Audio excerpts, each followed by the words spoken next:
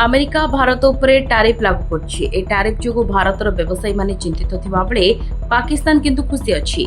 पंजाब एवं हरियाणार बासुमती चाषी एवं रप्तानीकारी माने एबे गभीर समस्या अछंती। कारण हेउछि अमेरिका राष्ट्रपति डोनाल्ड ट्रम्प निष्पत्ति जेउथिरे भारतीय बासुमती चाउल उपरे 50% पर्यंत भारी टैरिफ लागू करा जायछि।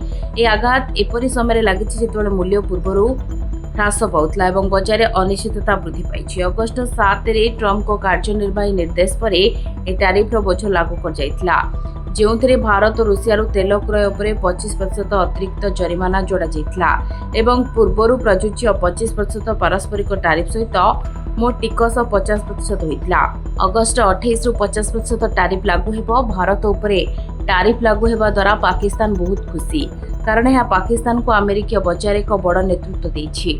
प्रकृत में पाकिस्तान उपरे केवल 19% टैरिफ लागू करा जायछि। बासुमती रप्तानी पाकिस्तान ए दुईटी भिन्न हारर लाभ पाउछि। यार अर्थ हेउछि एबे अमेरिकीय ग्राहक मानकु भारतीय बासुमती चाउल 31% अधिक महंगा पड़िबो।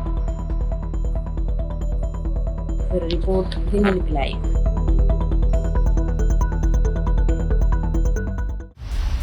दिनलिपि लाइव को एबे ही लाइक शेयर सब्सक्राइब करंतु।